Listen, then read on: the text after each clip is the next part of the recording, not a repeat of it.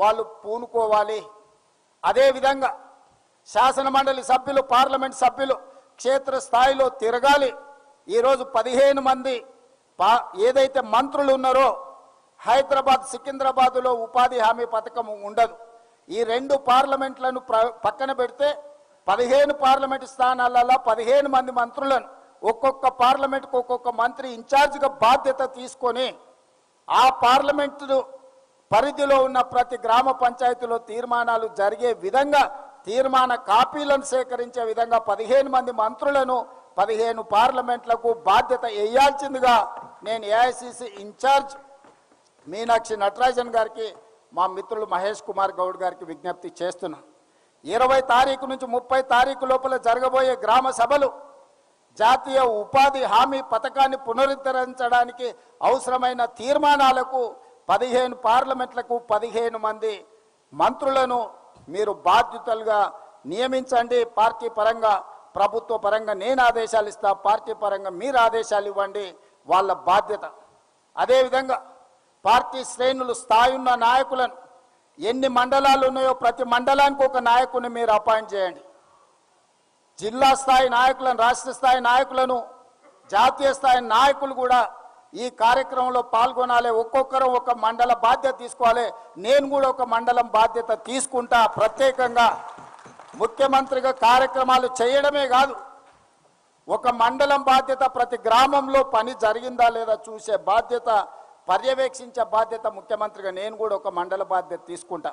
ఈ పార్టీలో జాతీయ స్థాయి నుంచి జిల్లా స్థాయి వరకు ఉన్న నాయకులు అన్ని మండలాలకు ఒక్కొక్కరు బాధ్యత తీసుకొని 20 తారీఖు నుంచి 30 తారీఖు లోపల ఈ కార్యక్రమాన్ని నిర్వహించడానికి అవసరమైన కార్యాచరణ తీసుకోవాలి.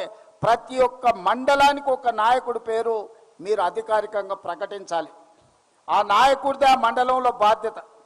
ఆ మండలంలో ఏదైనా కార్యక్రమాలు జరగలేదంటే ఆ నాయకులే దాని మీద పూర్తి బాధ్యత తీసుకోవాలి.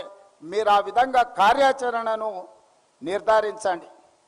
అదేవిధంగా ఫిబ్రవరి 3 తారీఖు నుంచి 9 ఉమ్మడి జిల్లాలు ఉన్నాయి మనకు.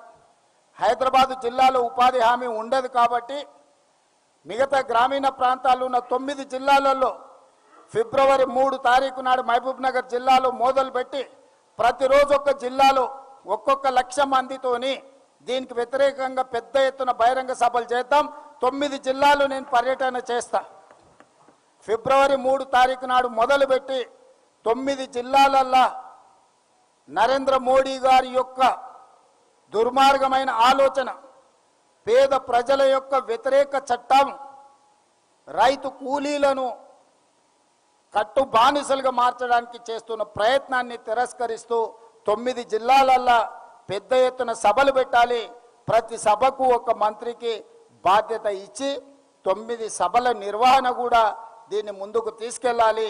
ఈ నిర్వహణ బాధ్యతను, సమన్వయ బాధ్యతను పొంగులేటి శ్రీనివాసరెడ్డి గారిని తీసుకోవాల్సిందిగా నేను చెప్తున్నాను. టోటల్గా పర్యవేక్షణ, ఈ అన్ని కార్యక్రమాల పర్యవేక్షణకు ఈరోజు మహేష్ కుమార్ గౌడ్ గారు, బట్టి విక్రమార్క గారు, అక్క మీనాక్షి నటరాజన్ గారు, వీళ్ళు ముగ్గురు టోటల్ కార్యక్రమాలను పర్యవేక్షిస్తారు. ఈ కార్యక్రమాలకు రాష్ట్ర స్థాయిలోనే కాకుండా జాతీయ స్థాయిలో సోనియా గాంధీ గారు వస్తే అత్యంత సంతోషపడే వ్యక్తిని. ఎందుకంటే ఈ చట్టానికి రూపకల్పన చేసి ఈ చట్టాన్ని మనకు అందించింది శ్రీమతి సోనియా గాంధీ గారు. వారు ఒక కార్యక్రమంలో ఎక్కడైనా పాల్గొనే విధంగా, ముఖ్యంగా ఈ ఉపాధి హామీ చట్టాన్ని రాష్ట్రంలో అమలు చేస్తున్నది ఆ శాఖ పంచాయతీరాజ్ సీతక్క గారు. సీతక్క గారి నియోజకవర్గ ప్రాంతంలో పెద్ద బహిరంగ సభ పెట్టి సోనియా గాంధీ గారు, రాహుల్ గాంధీ గారు, లేకపోతే ప్రియాంక గాంధీ గారు ఎవరో ఒకరిని ఆ సభకు మొట్టమొదటి ప్రాధాన్యత శ్రీమతి సోనియా గాంధీ గారు. వారి ఆరోగ్య పరిస్థితి సహకరిస్తే వారిని తెచ్చే విధంగా, లేకపోతే ఖర్గే గారు, రాహుల్ గాంధీ గారు, ప్రియాంక గాంధీ గారిని తెచ్చే విధంగా మీ నియోజకవర్గ ప్రాంతంలో 1,00,000 మందితోటి ఈ చట్టాన్ని రద్దు చేయడానికి, నరేంద్ర మోడీ మీద యుద్ధం చేయడానికి కార్యక్రమాన్ని రూపకల్పన చేసుకోవాల్సిందిగా నేను వారికి సూచన చేస్తున్నా. ఇట్లా అన్ని రకాలుగా మనం ఈ కార్యక్రమాలను ఫిబ్రవరి 13 తారీఖు లోపల చేసుకుంటే ఫిబ్రవరి 1కి ఈరోజు బడ్జెట్ను ప్రవేశపెట్టబోతున్నారు. ఈ 20 తారీఖు నుంచి 30 తారీఖు లోపల మీరు చేసిన తీర్మానాలన్నిటినీ మన పార్లమెంట్ సభ్యులు గ్రామ సభల తీర్మానాన్ని తీసుకెళ్లి లోక్సభలో రాహుల్ గాంధీ గారికి, రాజ్యసభలో మల్లికార్జున్ ఖర్గే గారికి ఇచ్చి ఈ అంశాలను పార్లమెంట్ సమావేశాలల్లో మొట్టమొదటి రోజు బడ్జెట్ సమావేశాలలోనే నరేంద్ర మోడీ గారు తెచ్చిన చట్టానికి వ్యతిరేకంగా నిరసన కార్యక్రమాలలో మన పార్లమెంట్ సభ్యులు కూడా పాల్గొనే విధంగా కార్యాచరణ నిర్ధారించుకోవాలి. దానికి ఏఐసిసి ఇన్ఛార్జ్ గారు, డిప్యూటీ సీఎం గారు, అదేవిధంగా పిసిసి అధ్యక్షులు సమన్వయం చేసుకొని జాతీయ స్థాయికి కూడా మనం అనుకుంటున్న కార్యాచరణని వాళ్లకు అందజేయాలి. అందుకే మిత్రులారా, ఈరోజు ప్రధానమైన ఉద్దేశం జాతీయ ఉపాధి హామీ